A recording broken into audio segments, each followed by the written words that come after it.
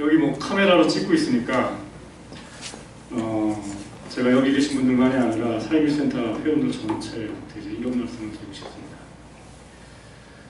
저희가 사회민주주의라는 이름을 현재 쓰고 있고 여기 계신 분들이 다 동의하고 있고 저 역시 이제 그 단어를 쓰고 있는데 이 사회민주주의라는 그 이름을 가지고 이 장사를 하는 사람들도 굉장히 많고 그리고 또 그분들도 또 100% 또 사기를 치는 건 아닌 것 같고 일정 정도 또 뭐 진정성도 있는 것도 있어요. 근데 뭐 우리나라에서만 사회민주주의가 오해를 받는 게 아니라 지금 뭐 미국에는 사회민주주의라는 말이 아예 없으니까 사회민주당이라는 당이 없으니까 유럽 얘기를 하자면은 유럽의 3인당들이 지금 거의 대부분 다 일종의 제3얘기를 돼가지고 복지를 줄이는데 앞장서는 노릇을 하고 있어요. 거기에 비해서 복지를 늘리고 노동자들의 권리를 쟁취하고 인권을 더 고취시키는 그 역할은 3인당의 이름이 아니라 다른 이름을 쓰고 있습니다. 그리스의 시리자가 지금 대표적이고 이 스페인 같은 경우에는 포데모스인가요? 거기가 대표적이고 이런 것처럼 이 사회민주주의라는 그 이름으로 전 세계에서 지금 진보의 말하자면 이 노릇을 하기가 좀 쉽지가 않은 시대가 좀 됐습니다. 이게 하루 이틀 된 건 아니고 지난 20년 전부터 90년대 초반부터 이런 흐름이 시작됐고요.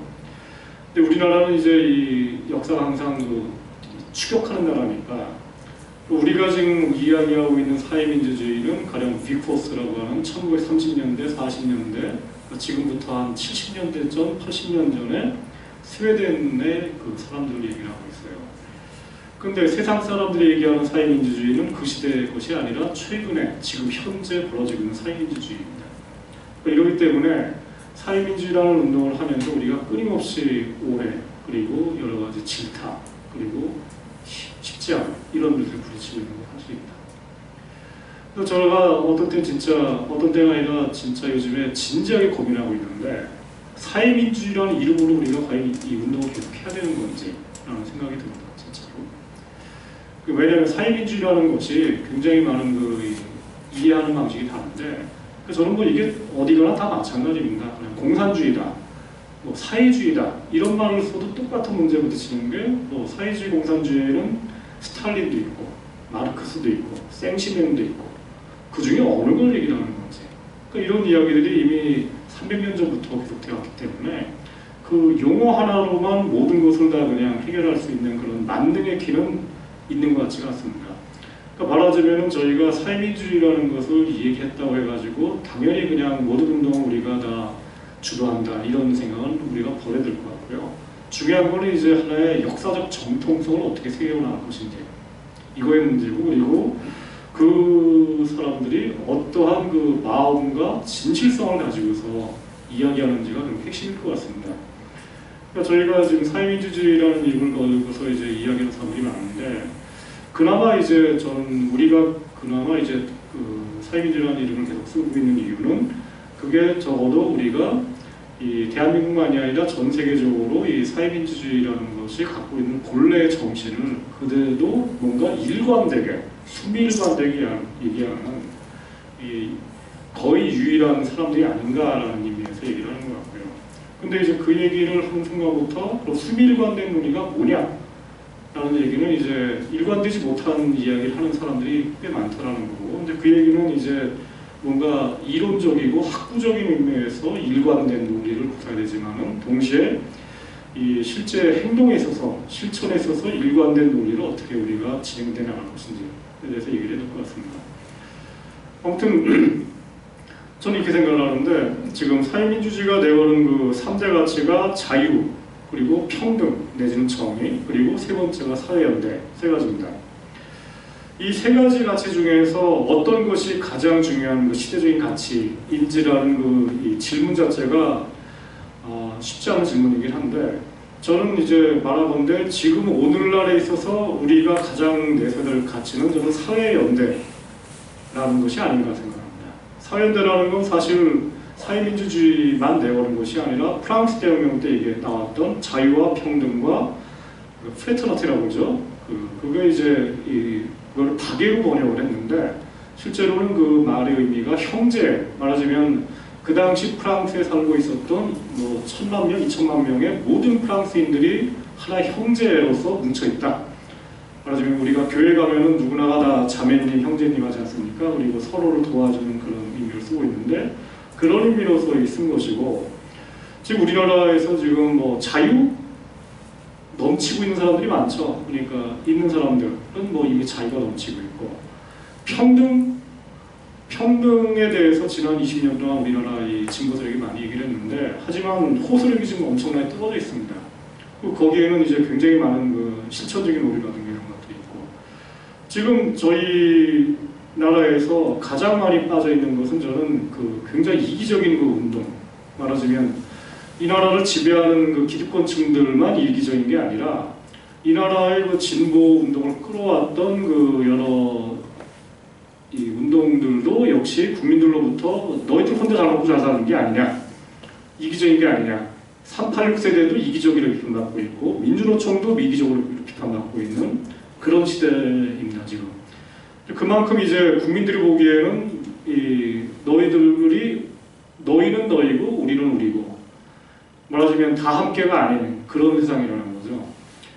그래서 저는 이 간극을 넘어서기 위해서 가장 필요한 가치는 저는 사회연대라는 가치가 아닌가 생각합니다. 물론 사회연대라는 말 자체가 애매하기 때문에 저는 뭐 사회연대라는 말보다는 이 가난한 사람들과의 연대라는 말을 오히려 더 즐겨 쓰고 싶습니다. 서민들과의 연대, 가난한 사람들과의 연대, 이렇게 구체적으로 얘기해야 된다고 생각하고, 그리고 그렇지 않은 가난한 사람들과 연대하지 않는 민주주의 운동이라든가 노동운동이라든가 이런 운동들은 누구로부터 영향당할 것이고 집권할 수도 없을 것이고 그리고 미래의 전망도 못 가질 거라고 생각합니다. 이것과 연관돼 갖고 지금 우리나라 정치 상황을 보자면 지금 민주주의도 후퇴하고 있고 복지는 거의 정체 상태이고, 그리고 복지국가 운동도 지금 정체 상태에 있고 더 이상의 그 비전을 뚜렷하게 보이지 못하고 있고, 경제민주화 운동은 지금 제가 볼 때는 3,000%로 빠져가지고 더 이상 새로운 논의가 나오지도 않고 있고, 남북평화 이야기는 뭐 아시다시피 지금 박근혜 정부가 지금 거의 고의적으로 깨고 있는 상태이고, 생태운동도 지금 안 좋은 상태입니다. 모든 운동이 지금 전진하지 못하고 있는 상태이고, 여기에 대해서 이제 우리가 기다리는 것은 단지 이 박근혜 정부, 말하자면 기득권층이 헛발질해가지고 국민들이 화가 나가지고 그냥 뭔가 우리가 크게 노력하지 않아도 저절로 그냥 정권이 바뀌는 그런 거 정도를 기다리고 있는 요행수로 가라고 있는데, 이 요행수를 말하는 것은 진보 정치만이 아니라 이 이른바 새정치연합이라든가 이쪽 대표되는 이른바 이 민주주의 내지는 자유주의 정치를 하시는 분들도 요행수를 바라고 있죠. 크게 노력하지 않아도 알아서 기득권층과 보수정당이 자기 발에 자기가 걸려서 넘어갈 것이다. 물론 이제 제가 볼 때 그럴 전망이 높죠. 앞으로 선거에서 그렇게 될 전망이 상당히 높은데, 그렇게 설사 된다 하더라도 그 빈자리를 차지하고 이제 이 집권할 세력은 이제 새로운 기득권층이 될 가능성도 높고, 당연히 이 우리가 이야기하는 진보 정치가 그 자리를 차지할 가능성은 그렇게 높지가 않습니다. 그만큼 우리 진보 운동이 현재 처한 그 현실은 제가 볼 때는 거의 사상 최악의 상태. 말하자면 지난 150년 전에 조선왕조가 망한 이래로, 그리고 130년 전에 그 전봉준 선생이 동학의병을 일으킨 이래로, 김구 선생, 그리고 3.1 독립운동이 일어난 이래로 지금처럼 대한민국이라의 역사 속에서 진보운동이 방향을 못 잡고 있고 미래 전망을 못 가지는 시대는 없었다고 생각합니다. 그만큼 암담하다고 생각합니다. 그만큼 저는 힘이 없다고 생각하고요. 그런데 세계 전체를 둘러다보면은 지금 그리스에서 보여주는 것처럼 시리자가 승리했고, 시리자가 뭐 잘나서 승리한 것도 있지만은 그만큼 지금 세계 대공황으로 대표되는 이 자본주의 시스템의 경제적 위기가 해결될 전망이 안 보이고 있습니다. 우리나라만이 아니라 전 세계에 걸쳐가지고 지금 진보 운동이 방향을 뚜렷하게 못 잡고 있는 상태입니다. 물론 우리보다 훨씬 낫죠. 적어도 뭐 유럽, 미국은 아니지만은 유럽의 경우, 그리고 남미의 경우에는 적어도 우리보다 훨씬 더 보다 진전된 논의라고 있고, 우리나라는 아직까지 우물한 개구리입니다. 철저하게 지금 소외되어 있고 단절되어 있습니다. 그리고 거기에는 지식인들의 잘못이 굉장히 크고요. 지금도 마찬가지로 잘못이 반복되고 있고요. 그리고 그런 거랑 연관돼서 이제 저는 그 최근에 이제 주목되는 현상들이 나타나는데 지금 여러 가지 모양으로 이 진보 정당이 움직이고 있습니다. 노동당도 있고 정의당도 있고 그다음에 최근에는 국민모임 신당이라는 것이 태동되고 있고 그리고 이것들을 어떻게 합칠 것인가라는 논의를 하고 있는데 그 어디에도 어떤 전방을 가지고서 국민들에게 그리고 이 가난한 사람들에게 정말 복음을 전달할 것인지에 대한 얘기는 물론 있긴 있지만은 그렇게 뚜렷하게 전달되지 않고 있습니다. 민주노총도 마찬가지고요. 저는 그런 의미에서 정당이 합쳐지고 이합집산하는 이 과정이 굉장히 이제 역사적으로 중요함에도 불구하고 그 과정 전체가 국민들에게는 보기에는 별로 관심을 끌지 못하고 있는 이런 현상들. 거기랑 연관돼 갖고 이제 저는 이제 최근에는 일종의 함세웅 신부로 대표되는 80년, 70년대, 80년대의 민주화 운동을 일컫던 분들. 말하자면 지난 20년 동안 대한민국의 역사 속에서 별로 진보적인 행동에 나서지 않았던 분들이 지금 다시 나서고 있습니다. 그건 이제 거꾸로 돌아보면은 그동안 이제 NL이니 PD니로 대표됐었던 40대, 40대, 50대 이분들이 이제 끌어왔던 이른바 좌파 운동이 철저하게 지금 몰락하고 있기 때문에 나이가 60이 넘은 옛날 노인네들이 다시 나타날 수밖에 없는 말하자면 80년대 운동이 이념화되고 사상화되고 좌익화되고 이러기 전에 말하자면 원시적인 노인네들의 운동이 지금 나타나고 있고 이게 이제 박근혜 정부가 더군다나 추구한 것과 맞물려 가지고 이 70년대 반박정희 운동처럼 지금 벌어지고 있습니다.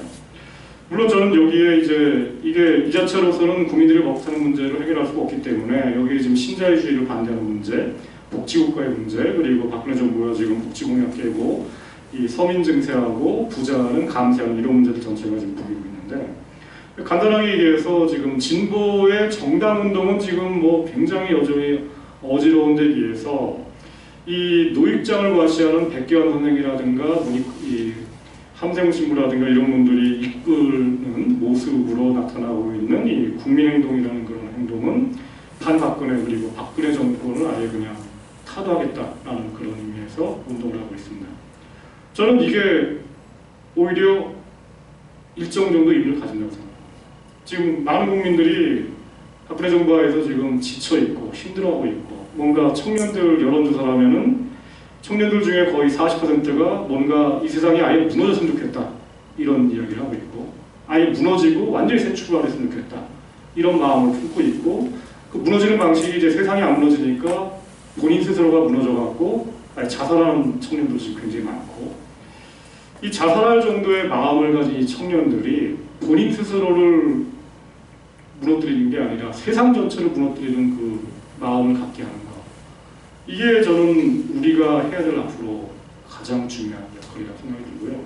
여기 이 자리에도 이제 20대 청년이 지금 한 명도 없는데 사회민주주의 센터가 앞으로 20대 청년들을 어떻게 합류시켜 나갈 것인지 이들이 지금 괴로워하는 이 생계상의 문제, 등록금의 문제, 그리고 주택의 문제, 그리고 일자리의 문제, 그리고 연애할 돈도 없는 거예요. 문제.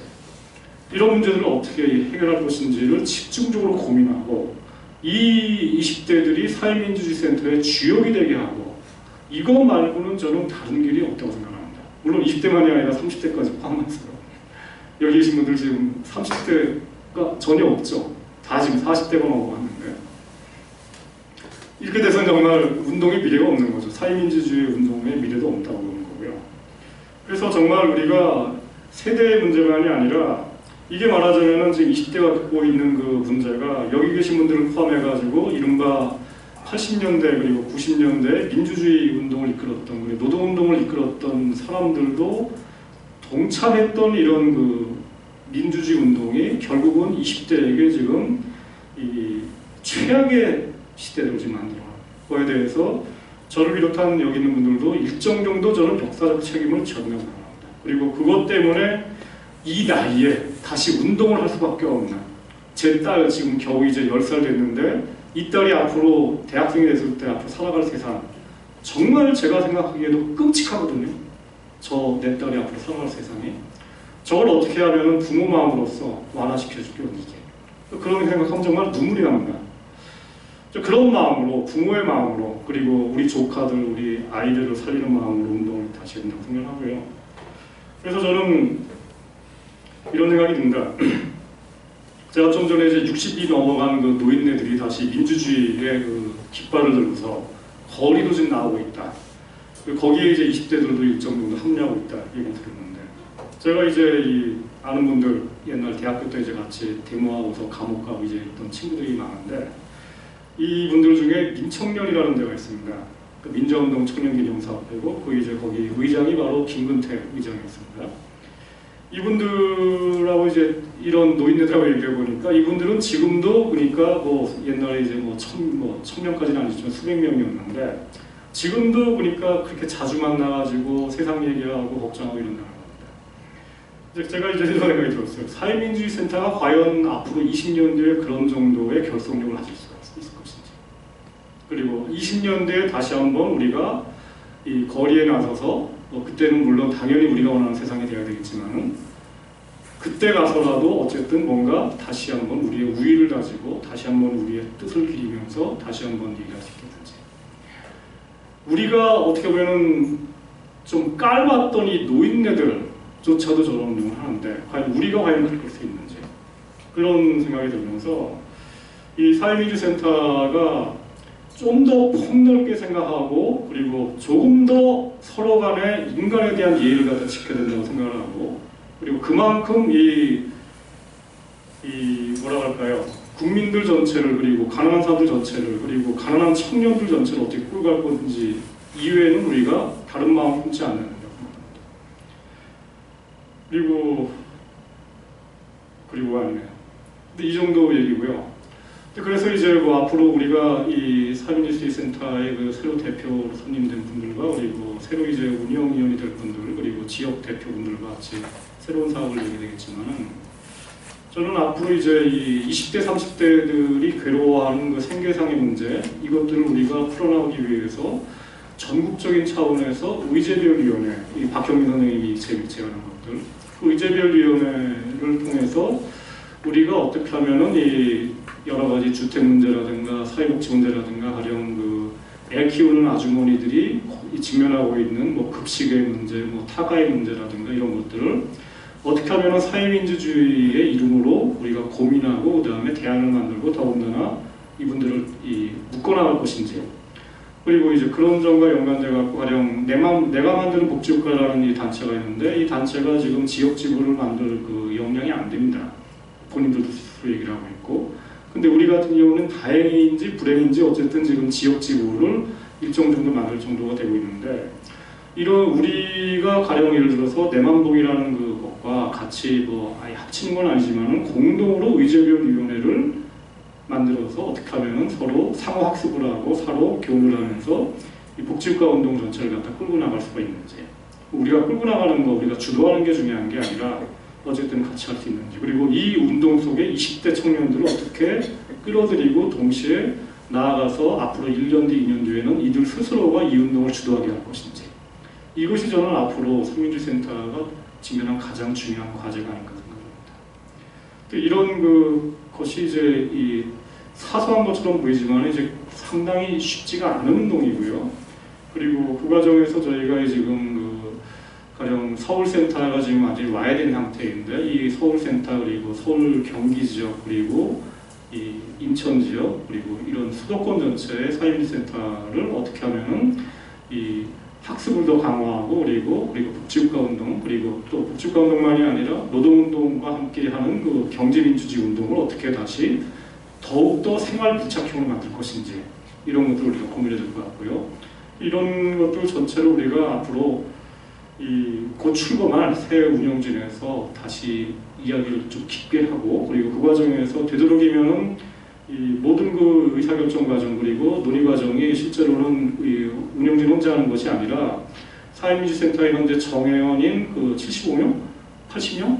이분들이 하나하나 그냥 돈만 내는 그런 수동적인 회원이 아니라 각자가 관심 가지는 의제별위원회에 들어가서 이 뭔가 자기 스스로의 이익을 위해서 그리고 자기만이 아니라 자기와 같은 처지에 있는 모든 사람들의 그 행복을 위해서 움직이게 하는 일종의 이 적극적인 그 활동가로서 모든 회원들의 역할을 할 수 있는 80명, 앞으로 200명, 300명 되는 활동가들이 이런 걸로서 우리가 나아가야 되지 않겠는가라고 생각합니다.